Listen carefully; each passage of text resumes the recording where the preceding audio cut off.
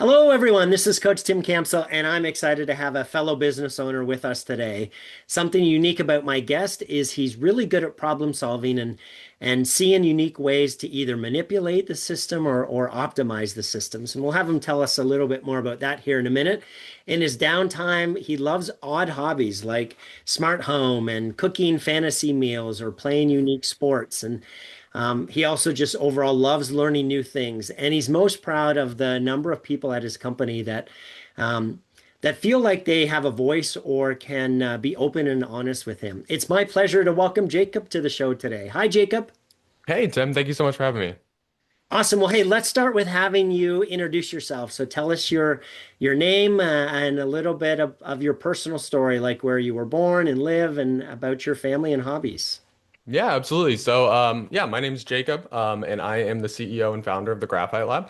I to kind of give you a little bit of backstory of me. I was born in Lakenheath, England, around 28 years ago, coming on my 29th birthday. Can't believe next year I'm gonna be 30. It's pretty shocking. It's definitely starting to feel it in my back. But yeah, both my parents were in the Air Force, and so they met in Texas, and I was were both stationed in England, so that's where I was born. Grew up in very like by the time I was two, we had moved back to my dad's hometown in Shelbyville, Indiana, so just south of Indianapolis, where I grew up. That's where I did elementary school, high school, middle school. And then after that, I went and throughout high school, I was just really involved in kind of a lot of the type of stuff like I do now. Ever since actually elementary school, I've always been really into businesses. So all the way back in elementary school, I would actually just like tie pipe cleaners around pencils and sell those to my friends. We called them pencil cozies. I did that with a really good friend of mine, a childhood friend of mine. And throughout like middle school, same type of thing. I was always trying to sell something. I did a lot of stuff like student council and stuff. And then into high school, it was a lot of the same story. I actually bred rabbits, so I would breed rabbits and sell them to local like farm stores. And so I had like a whole, we called it like a rabbit condo. It was like this whole, I like converted my dad's, yeah, it was like crazy. I converted like my dad's condo, no, his not condo, his shed into like an indoor outdoor cage situation with like automatic opening doors. It was like this Wow. whole elaborate thing. And it was a great business because my parents paid for all the expenses and I Yeah, got to keep all the perfect. money. So it was awesome. Yeah. It was a 100% gross margin, which was awesome. And so and then my younger sister did all of the watering and feeding. So it worked out. And I would actually sell the poop to my friend's dad for hay, so it worked out great. So it was like it was the most efficient business ever. And then going into high school, I actually would like I started a headband business. So I actually started crocheting. I was going through like a little bit of a rough time. And I actually started crocheting. I started a company called Jacob's Loom where I would go around to like craft fairs and sell headbands. Like I could make a headband without watching Oh, in eight wow. minutes. And I would sell them to like my high school cheer team. They had them as part of their like costume as part of their uniforms. Yeah. And then I would sell them to I'd make like $1,000 in a weekend. It was like crazy because I would like talk to people while I crocheted them a headband. And like yeah, it was like nuts. Like what like high school boy is crocheting. Right? And so I actually went and spoke at like the Crocheting Guild of Indiana. It was just me and my dad and a bunch of like 6-year-old women, and it was hilarious. And and so it was a fun day. And then the after that, when I graduated, I went to Purdue University, and on the first day, I was lucky enough to meet my future wife, who I'm still like with to this day. We just actually in September celebrate 10 years Oh, of being congratulations. together. Yeah, thank you. We just celebrated our 4-year wedding anniversary, and officially in September we'll be together for 10 years. And then I continued the headband thing into college, where I went to Purdue for business management and marketing. Um, and also my wife, she was going for English, but I was like the type of English education, and I was the type of person in high school to like never read the book ever. Like I hated English class. I think I've read less than 50 books like in my life. Like I'm a real listener to books, but I'm not a reader. And so, but I forced myself into creative writing, a minor in it, so that I could like woo her a little bit in the and so I actually have a creative writing minor as well now. And what you won't do for a girl, right? And the yeah, during that time I was also doing the headbands. I actually started selling them to Purdue Bookstore. Got a little too ambitious and ended up, long story short, closing it my sophomore year. Stopped doing the headbands, but I did pay for like half of college with them. Wow. Because I was like, yeah, it was a very fruitful business. And then my junior year, the end of my junior year, like the summer between junior and senior year, I actually started with the same friend I started the pencil cozies business with in elementary school. I actually started the Graphite Lab. And so the Graphite Lab at that time was a product development business, weirdly enough, where he had actually in a business class, he went to Ball State. He had come up with this idea for like an alternative to the pop socket for the back of your phone. Mm. And I was really into like I'm really into like 3D modeling. I'm really into like 3D printing and all that stuff. CNCing. I'm really into like building out manufacturing processes. I have a lot of weird interests. So I 3D modeled it and we got it like I worked with the Purdue engineering department to get it CNC like get prototypes made with their 3D printers and their CNC machines and stuff. And ultimately it's called the Grip It, and we called the Graphite Lab, because we wanted to be able to pivot and have lots of different products. That was the whole idea. We ended up funding about a $15,000 crowdfunding campaign that we put on ourselves, and we got it injection molded and created, and we actually made it. Ultimately, the manufacturing process was a nightmare, and I like drove the whole thing.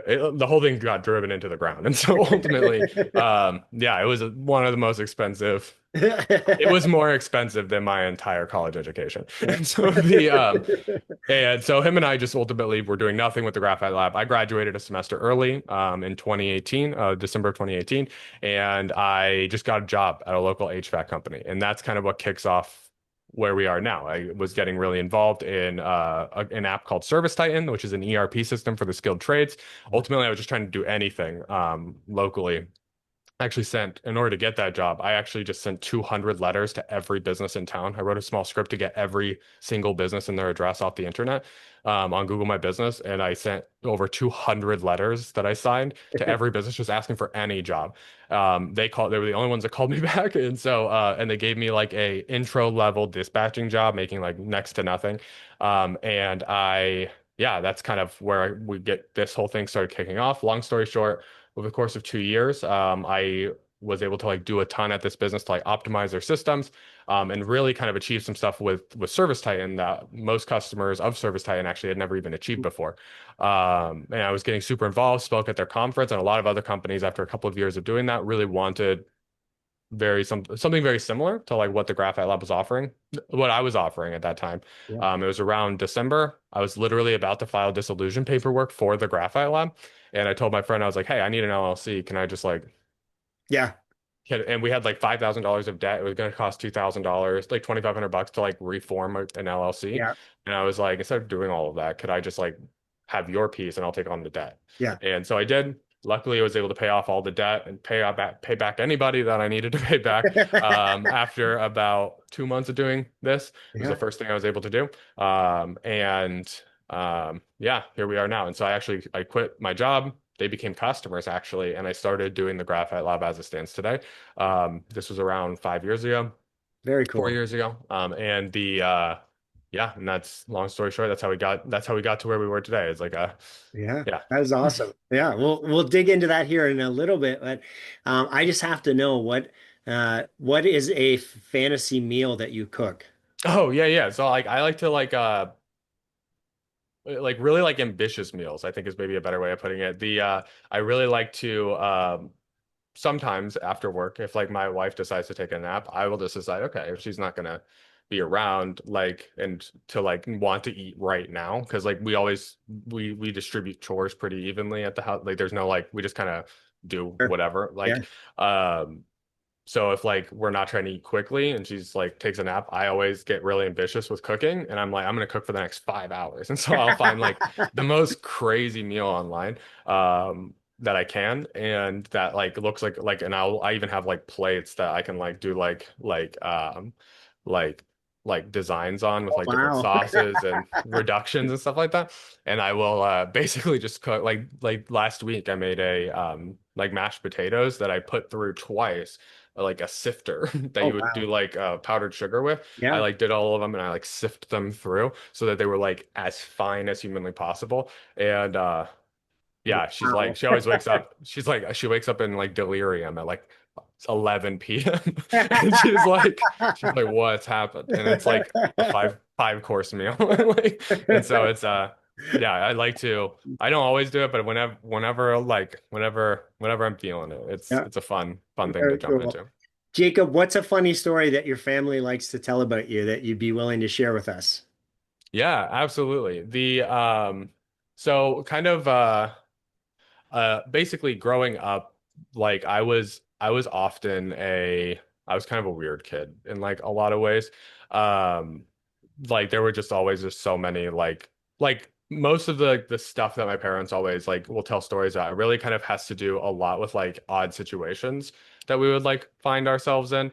I think the story that they like often talk about like the most growing up is like how is like types it's often like types of situations where like we would come home, they would like go to work and my sisters and I would like build like elaborate like tunnel networks around our house or things like that, like where basically they'd just come home and like something insane was developed. Like my sisters and I one time, like they like one story they tell sometimes is like they went to work and my sisters and I had found like an old sewing machine, and by the time they had come home we had like ripped up a bunch of blankets and a bunch of like curtains and stuff and come up with a whole like Oh no. assembly line of like, yeah, it was like nuts. It was so bad. Of like these I think we call them like buddy bears or something like that. And we were like, the next big thing. And like we had like created like 100 stuffed animals from like pillows and like curtains and they were like they were none too pleased. But No, I guess yeah, they not. always tell stories about stuff like that growing That's up. Yeah. awesome. Uh, Jacob, you told us a little bit about how the business came about, but at what point did you have the confidence that you could run your own business?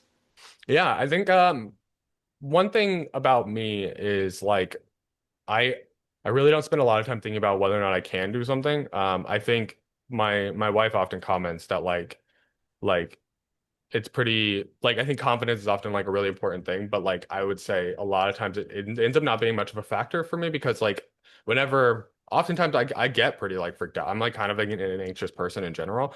I actually struggle a little bit with like sometimes like social anxiety and things like that. But when so so oftentimes that actually does get in my way quite a bit. But when it comes to like being able to do something or not, like being able to actually achieve a goal or being able to actually tackle something, I rarely think about like the if. Mm. I will get crushing anxiety about whether or not to like I should text someone back who wants to hang out this weekend. Or but meanwhile I'm like running a business with 25 employees and I don't think twice about it. And Yeah, so that's awesome. I think it's just like compartmentalization maybe. But yeah, I think it's like ultimately, I think that's the thing people get wrong about me like a lot is like most people would not know that I'm a very anxious person. Like most people would not know I struggle with like with that just because I just do a lot and like I Yeah, well, here you to a are lot on of a people. podcast, right? So it's Right. Yeah, yeah, right. Exactly. And the yeah, and like in this situation, no issue at all, right? And the but I think like everybody has like the things that they struggle with. And for me, I think most of the time it's less about wondering. It's if you can get past like thinking that other people don't also struggle all the time and don't have the exact same fears, anxieties, stressors, like if you can get past that and not I just truly don't believe that there's like special people. I think like there's just people like I just think circumstance gets people to a place where like they can handle yeah, where they basically see past that, right? And I think ultimately when you see past like when you stop thinking about people as like these special like there's like that hero complex, right? When you start yeah, thinking past that and you understand like that could be you too, ultimately it's really about just like as long as you just keep doing and keep iterating. For me, I think the biggest thing is just like I really live by a code of like tomorrow, no matter what happens today, like tomorrow needs to be better. mm, Like I need to learn, I need to iterate, I need to improve upon systems. yeah, And by doing that, like I can trust that if I'm willing to make decisions quickly, if I'm willing to audit those decisions and willing to make changes quickly, I know that I will also make decisions to improve upon any mistakes that I Mhm. make along the way I love it. quickly, and I'll get out of those problems quickly. And that's proven true. I mean, sometimes I've definitely logged my fair few of 80-hour weeks fixing problems that I've created, but I think like the that's part of it, you know? Yeah.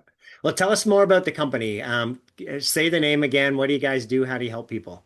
Yeah, so the Graphite Lab is the company that I run. I'm the CEO and founder of it. I'm also the head software developer at the company. I'm a full stack software developer. And basically, at the end of the day, what we do is we help skilled trades businesses get the most out of their software stack. Mm. I think that's like the most succinct way of putting what we do. I think, like I said, to get started with the business, really the reason we got this company going is because a lot of companies were asking, we're seeing a lot of like the automation stuff that I was able to achieve at other businesses to fill gaps in their existing software stack, Mm. um, that they just really wanted to participate in that. So like as an example, like any tool that a skilled trades business uses is designed for like what that company thinks is the best way to do that thing. So like Sure. as like an example, like Service Titan has decided they're an ERP system. Basically, you could think about like storage of like customer information, job information, whatever, right? Like managing their enterprise resources, right, for their customers.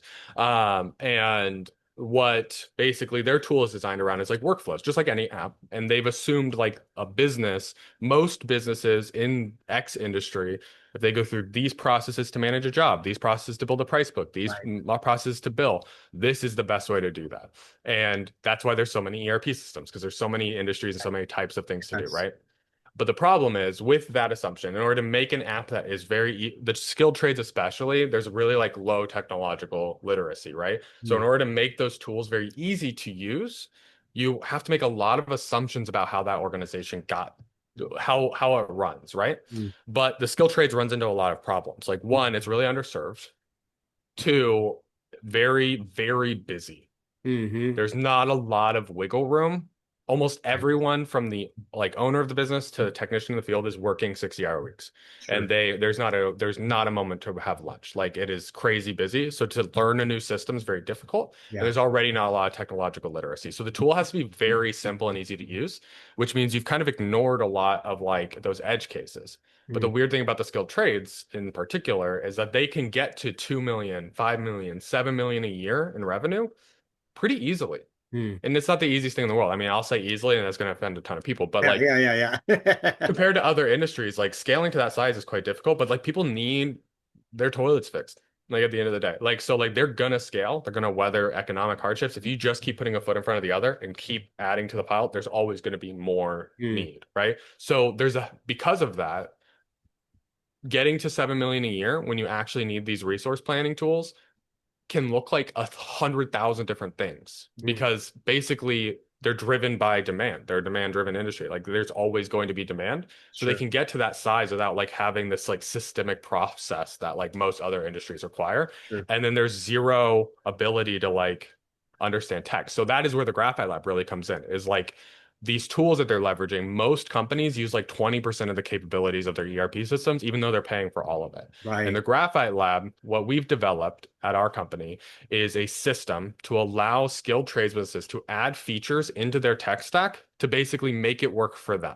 Mm. in a way that's very custom to their organization, but also quite simple. And Mm. we've done that by basically developing our platform, which we call the toolbox. And what it is a modular SaaS product that just has tons of tools in it that can be chained together to solve different business problems. Okay. We think of tools much like a Lego. You can kind of think of it like that, where basically there are these bricks that like serve a purpose, and you can arrange them together yourself to Mm. like solve some problem. You could build a parrot, you could build a car, you could build Sure. a whatever, right? Um, we also have Lego kits, right? So like we have predetermined ways of like if you Yeah. put these tools together in this order, you could build a parrot, right? Or you could build a car, right? You could build a Captain America shield, right? Or a Thor hammer, right? Or we have master builders too. We call them solutions engineers here at the Graphite Lab, who can basically look at your system and what you're trying to accomplish and build that out for you. Okay. Um, and so ultimately, our platform, it's a web application, and it's all about AI and automation. So we have over 55 individual tools here at the Graphite Lab. We have nearly 200 individual skilled trades businesses of all different sizes, from like a million a year all the way to like like 10 billion plus a year using the product. And as of right now, we've solved over 1,400 unique solutions for our customers as of right now, Yeah. saving them thousands and thousands of hours. Yeah. We do everything from like OCR technology. So we have tools that can like we have tools that you can like hook onto your email. Like you think of like the Legos kit, right? Where basically the kit is you have an AP email. Every single one of our customers has that purchasing email. We can connect right to it. And anytime a file hits that email, doesn't matter if it's 100 pages, doesn't matter if it's a screenshot of a receipt, doesn't matter if there's like 7 different types of transactions in one file. It will read the file, understand all the individual transactions in it, parse them out, and parse them into our cloud product. Then it will match them together. And if you have an ERP system like ServiceTitan, we can actually create those in your system and match them to the real price book items in your system. Wow. You can think of that as like a kit, right? All those things that I just listed are individual tools in our toolbox that we can bring together to solve a problem. We Yeah. also have like on the opposite side of things, we have like AI call agents that can literally take a phone call, get access to your data, and talk to your customer in real time and like book calls and things like that. Yeah. We have tools that allow you to like take a photo of a piece of an equipment tag and actually parse it out. We have tools that are AI web scraping tools that like you can say, "Hey, I'm going to this job," and it can go and it can go and look up that house and get you all the property details. So you can help with like it can automate marketing. It can automatically send handwritten cards. It can automatically we have email platform and an SMS platform and a call recording platform. We have tools that can do call intelligence, so they can listen to your call recordings and parse out key insights like task management and things like Yeah. that. We have a task management platform. And so the platform has all these pieces to it, and we bring them all together for our customers to solve problems that are unique to their business, Wow. which is really cool. Yeah, that is awesome. Very, very cool. Yeah, a couple of my clients use Service Titan, so I'm familiar Yeah.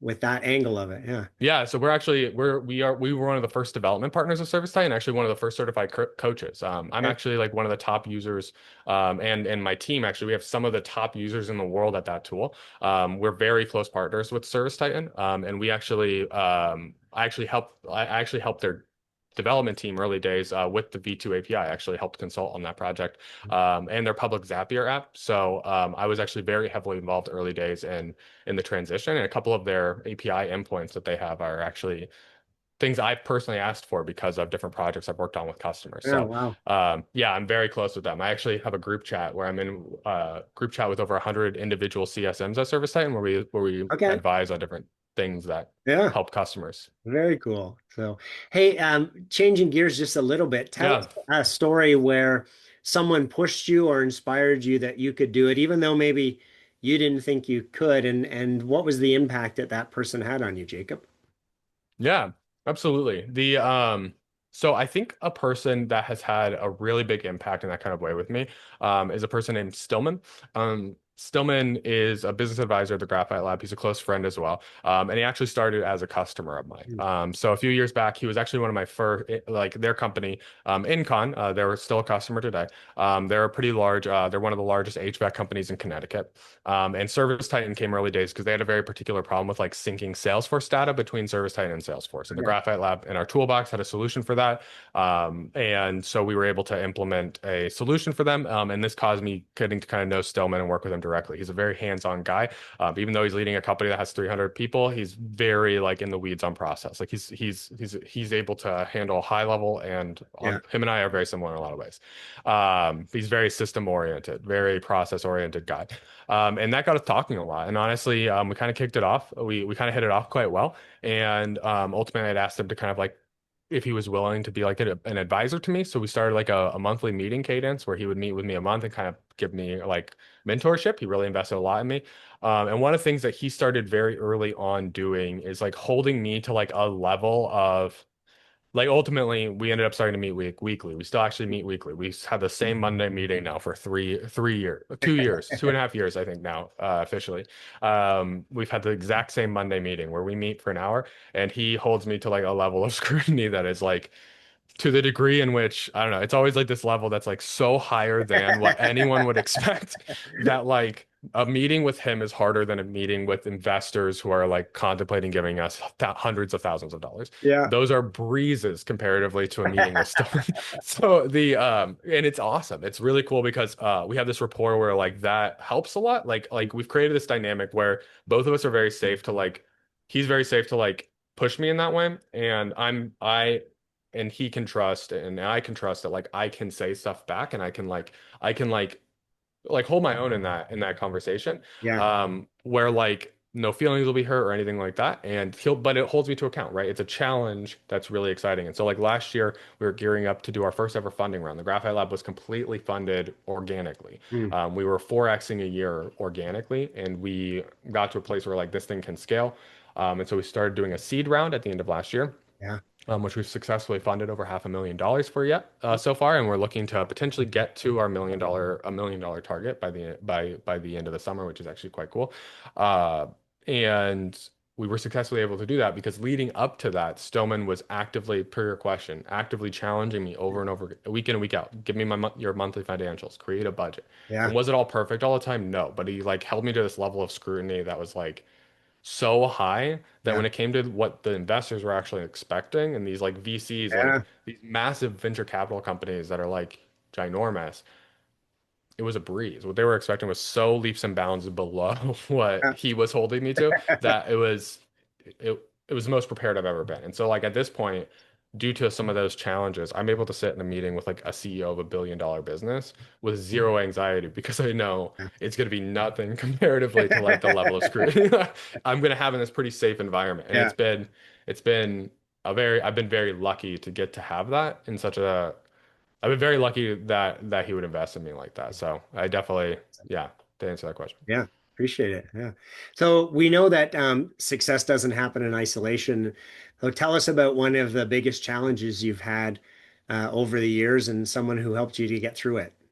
Yeah, absolutely. I would say that the biggest challenge that I've like struggled with, this is like something I talk about a lot, with my team actually to this day, is as you scale an organization and as you're going, you go through like these phases of realization. Mm. Right? And I think it's very easy to just ignore things and keep going. It's so easy because it requires a ton of effort, so much effort to actually see through stuff. So like as like a really good example, a struggle that I'm going through right now, and if, like the last few months has been like a real thought. I've been spending a lot of time thinking about this because right now, basically from November to now, we went from 4 employees to 25. Oh, wow. Yeah. So we've scaled dramatically. So my role obviously has changed a ton because I'm like a type of CEO that I'm involved in everything, Mm. like every single piece of the business I could do, right? And like from the software I coded most of the app. Sure. I'm a so like we're very involved. But one of the big things that I really realized early on is that people don't talk to you, they talk to your role Mm. in their life. And that goes with everybody. That goes with family, that goes with Sure. friends, that goes with employees, that goes with partners, etc. They aren't talking to you, they're talking to your role. Hmm. And it really matters because if you're a business owner, like or in a relationship even, if you actually care about the people you're around, Yeah. if you care, like for instance, if it is an opinion of mine, and I think it's pretty true that I don't think like toxic people know they're toxic Mm. in 90% of situations. I don't Sure. think that abusive people who are like emotionally abusive towards people, I mean, barring like physical abuse and Yeah. things like that, I don't think they really know that they're being emotionally abusive towards their family or friends or work coworkers, etc. Because no one tells them. Mm. Because a victim in that situation will not tell the person who's perpetrating it that they're causing them harm Sure. because it will, by saying something about it, the cost of doing that is higher than Right. what's worth it. So that person's only the only time they're going to find out that something's wrong is when it's so past the realm of acceptable that, and it's going to come out of nowhere Mm. because they're going to never have been told, right? And so for me at the organization, I think I could very easily be prone to that. I think I have a ton of agency to just treat people however the hell I would want to treat them and have zero pushback. Mm. I could create an environment in which I would never know Sure. until it got, because it's going to keep going, right? Sure. I could get pretty big and pretty wealthy treating people like garbage. And I think that's true. And I think a thing that I've really, if you really care about people and you really care about your relationships, which I really do, it's something that I fundamentally care about. I want to be proud of this thing that I create. It Mm. puts a lot of onus on you to create safe spaces and safe environments where not only do people feel like they can talk to you. They feel like it feels like it's a necessity. Yeah. And I think like the if you are a person that never gets negative feedback, you can know that you are creating those environments really well if you are getting constant negative feedback because Right. it means that the people around you are feeling safe enough to tell you that, which means you actually have access to the real problems in your organization and you can actively solve them Mm. because you want an environment where people feel safe. You want people to be excited about work. You Yeah. want people to be Yes, passionate yes, about the thing they're building. yes. And if they don't feel like they can tell you, if you're not getting that feedback, because I promise every single person, no matter how awesome you are, everyone's a little pissed off at you. If you're doing your job right, everyone's Yeah, a little pissed off at fair you. enough, It's right? just, are you getting told? And I think ultimately, if you're not getting told, if you are not getting negative feedback, you are, you can be sure that you've created a toxic environment. Mm. And coming to terms with that and being comfortable with that and being comfortable with not getting complimented is super helpful. And a person that's been super helpful for that for me has been my wife. Mm. She's my best friend. She's my confidant. She's my best friend, like number one person. Like Yeah. almost to an unhealthy level. And she has just been such a key part for me of being able to just like exist in this environment and Yeah. be the person I want to be. Yeah. That's Even awesome. when it's hard and even when I feel like really alone and even when I feel like everyone just thinks I suck at everything all the Yeah. time, Yeah. she's always there to really just be either the person giving me the thing I don't want to hear or also being the person that's picking me up off the ground. Yeah. And this year I've worked a lot of 80-hour weeks and I don't know that I would have eaten if it weren't for her. And Yeah. so I think she's been the one in all of this who's let me be the person I want to be while doing something incredibly challenging that would easily lend itself to not being able to be that. That's awesome. Yeah, it's so important to have that person, right? And Hmm. I interviewed a lot of people, and their significant other is usually the one that they share that they've got their back regardless of what happens. Hmm. And we need that. You mentioned the 80 hours a week and the emotional roller coaster. So having that support, it's Hmm. so key. Yeah, exactly. What's been your biggest learning as a business owner? Yeah. I think the biggest learning that I've had is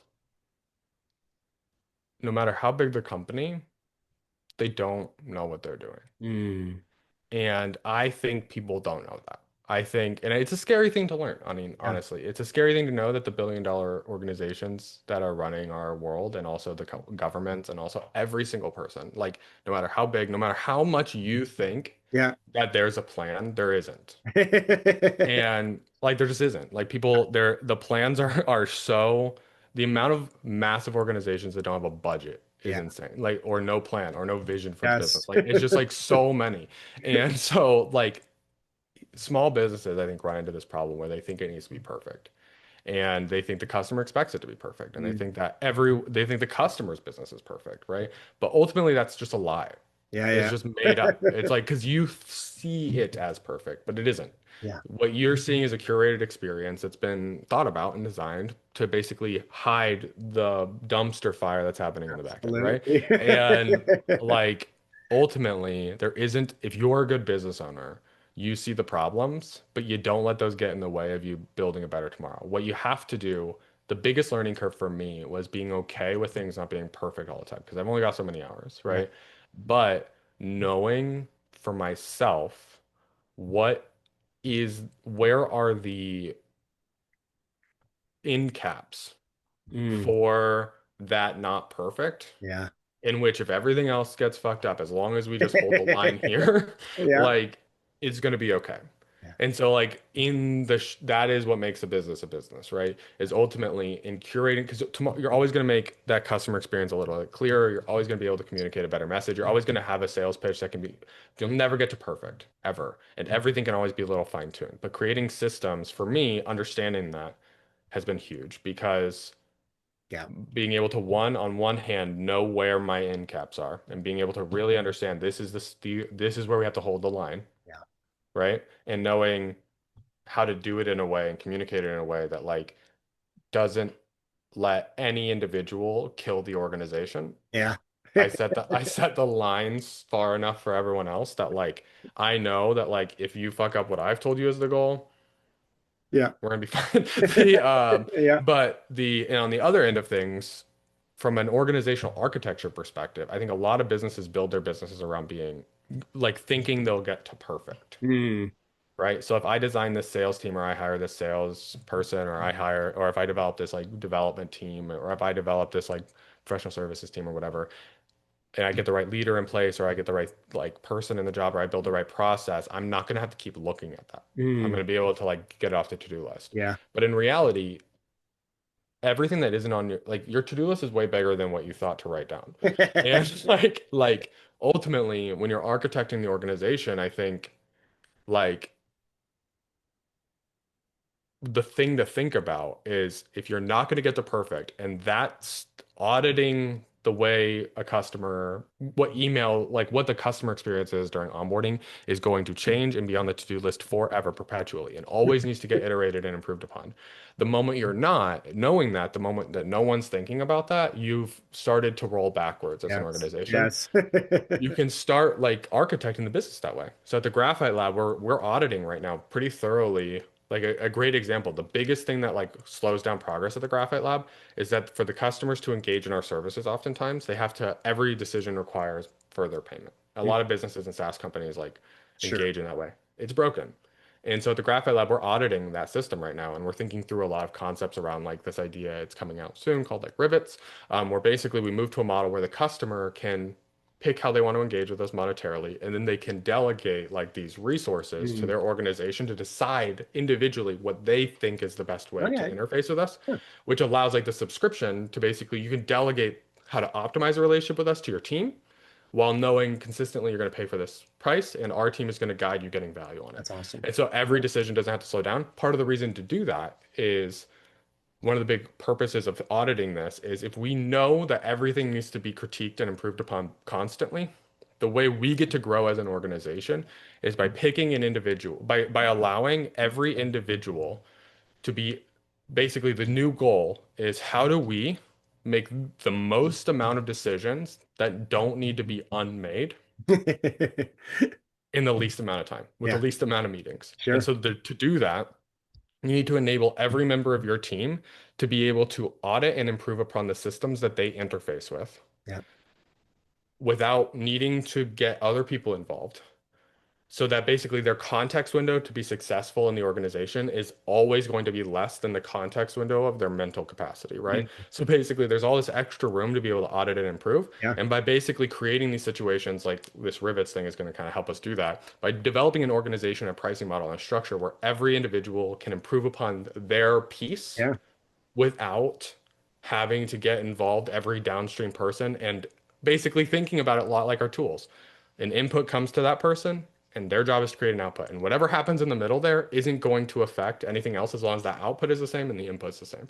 And by designing our roles at the Graphite Lab with that same mentality, Mm. designing our pricing structure to help facilitate that, all of this Sure. stuff, it allows us at the organization to allow every individual to own their piece of the company, I love which it. ultimately is going to be like the goal is to knowing we always have to improve everything constantly. Never no matter how long I look at a process, one, all my other processes are getting undone and I only have 80 hours. Yeah. Like I'm going to look at it and I got to improve, right? So if I can enable every one of my 25 employees Yeah. to be able to be encouraged to improve what happens, that logic in the middle, improve what happens Yeah. there to make the customer experience better, to improve the product better, to expedite how we do certain things. It allows for us to be having 25, it allows us Mm. to be doing what, over 200 hours a week of system improvement Yeah. instead of the 80 I've got, Sure. right? And so I can actually focus on business development and strategy,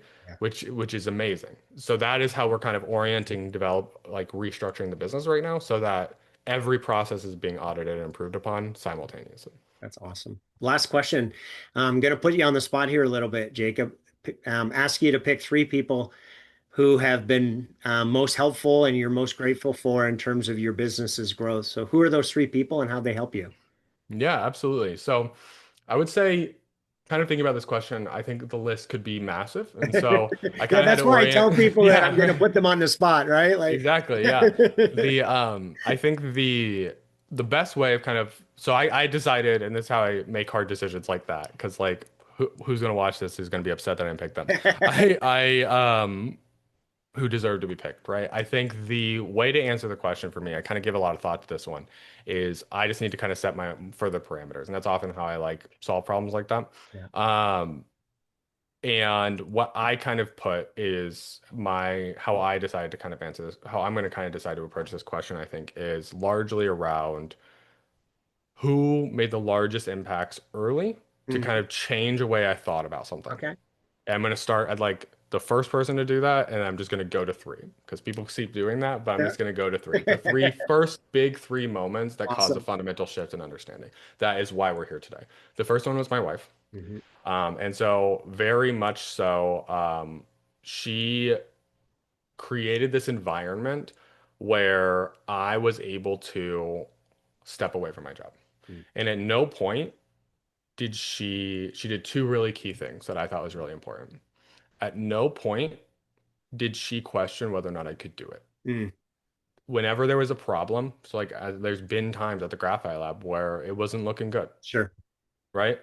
And instead of being like stressed about whether or not I was capable of solving it, she got involved to a point where like she helped me think about and talk Mhm. about the problems in a way that got me to a creative solution Nice. rather than being like, are you capable of doing it? And just putting all the onus on Yeah. me. Yeah. She helped facilitate situations no matter how like flustered I was, where I could think differently. That's So I awesome. thought that was huge. And Yeah. then the second thing that she did was always give me an out.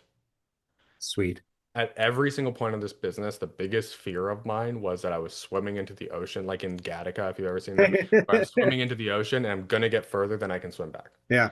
And that's how I run my whole life. I always swim. I give it all to get out into the middle of the ocean. I almost never have anything to get back. And so that is what I've been doing. And for her, she's always done a very good job when I'm starting to drown Yeah. and I'm starting to feel like I don't see the shore anymore. She's always done a very good job of painting that picture of the shore for me, which always gives me enough to keep Oh, that's going. awesome. That's And awesome. so, yeah, so she's been huge. The I know second you. I person, know you. yeah, You mentioned her name earlier, but just what? Tell us her name again so that she gets another shout out here. yeah. So her name's Abigail, Abigail Barton. She is, yeah, she's great. She's like she's the best person in the world. So yeah, she's number one. So yeah, I don't know how she was able to be made so perfect. And so it's like nothing, I don't know. For me, it's just like her ability to just like be always iterating, always improving, always thinking about how to like very similar to what I've been talking about. That's awesome. It's not like anything's ever like exactly perfect. Everything can always get better. And I think understanding that and being able to like create environments where the system itself improves upon itself, she's Yeah. very good at facilitating that. And I think it's awesome. Love it. Um, and so then the second person who made a huge impact on me very early on is Steve. So Steve Maltez, he was actually my CSM at Service Titan. So when I was working at jail, like before the company I was working at was like this heating and cooling company, he was their CSM. Okay.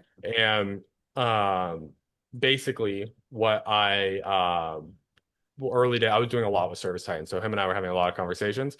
And after I got to actually speak at their online like conference Mhm. during COVID called Pantheon. He's helped me like be a part of that. I taught a lot of like classes on some early beta products, some automation stuff. And after that, I was getting a lot of customers reaching out to him to see about facilitating conversations. And ultimately, I was having a conversation with him, and that's really what got me thinking about stopping. And I asked him about it, Mhm. and he said like he really was the person to get me to do it.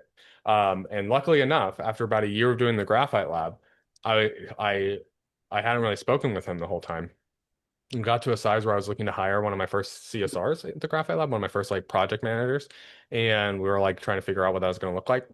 And I saw he was between jobs, and I reached out to him, and Ah. he was my second employee. And so Oh, that's Steve worked for awesome. me for about a year and a half, and then he took a break to pursue some guitar. Like his dream has always been to work on guitars. Took a break to do that. Actually, I'm lucky enough to have him back. He works part-time at the Graphite Lab as our lead trainer, so he develops all of our training resources internally as we scale, Yeah. and basically creates systems around how do we like enable here at the Graphite Lab. And so it's been super cool to get to work alongside him. But like his encouragement and just like he is one of those people that is just like always encouraging. Like I've never seen the guy break from encouraging, and I think to his detriment sometimes. Like it definitely takes from him, I think a little bit. Yeah. But he is. one of the best people I've ever met. And he has always been a huge advocate of mine and a huge friend to me. And I could not have done this without him. Yeah. And then the next person kind of in my list, again, kind of doing it in order. Obviously, I already talked about Stillman. He came a little bit later, so I've already kind of hashed him out. But another person, kind of the first like hire, one of the first hires that I had that really helped me kind of think through, because it's kind of like an order of hires.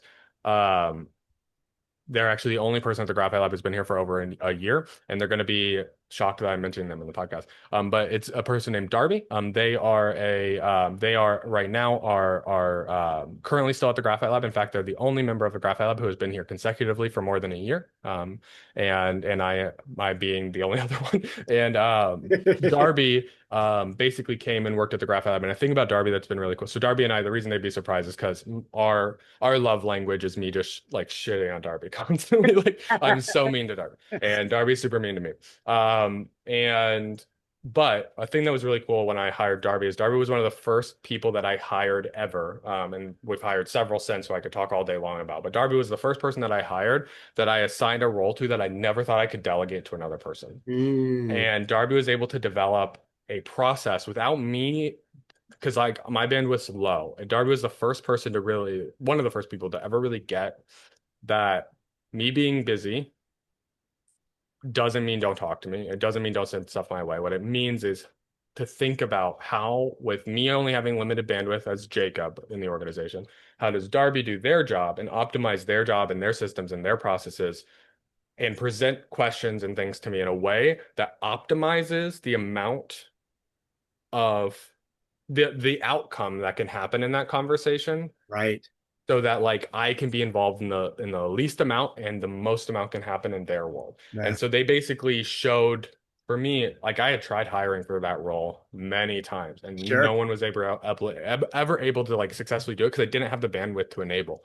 Darby was the first person that I ever hired to like be able to successfully get enabled without me being very involved. That's awesome. And it was incredibly cool because it allowed me to it was that first time that someone was like, I could see someone in the organization innovating their role without me being in the room to do that. Yeah. And that is like one of the first moments I was like, this is possible, like to scale. And so, because we'd try so many times and then we'd like hit a point and then it'd crash and then we'd go again and we'd hit a point and we'd crash. And then that was the first time I was like, oh, this is the path to not crashing anymore. Yeah. And that's awesome. Yeah, so that was a huge win for me early on. Very cool. So Jacob, it sounds like you've been blessed with some incredible people in your journey that's helped you along the way. If they were all here today on the show, what would you want to say to them? Yeah, I think ultimately, thank you. I think I have a pretty ambitious plan, and I think I go about things in kind of an intense and weird way sometimes. And I think I would just really appreciate everyone who has been willing to.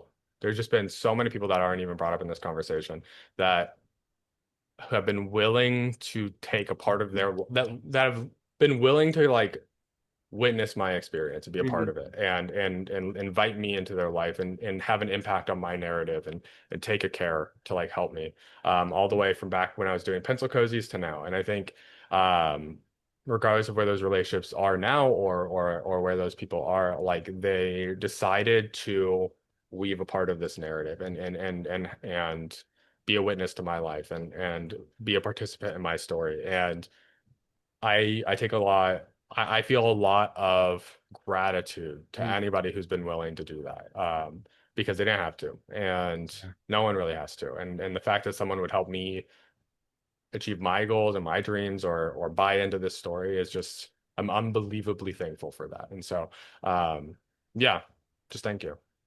That's awesome. Now you said weave. I would have changed that to maybe crocheted. Yeah, right. Yeah, fair. Yeah, Jacob, it's been a pleasure having you on the show today. Thank you so much for your time. Yeah, absolutely. Thank you so much for taking the time. Thanks for listening to the Self-Made is a Myth show. Please help spread this movement by liking and subscribing to our show and following us on Facebook and LinkedIn. To join our movement, go to bemadtogether.com. Okay, folks, that's a wrap. Please pay it forward and be sure to tune in next time to the Self-Made is a Myth podcast.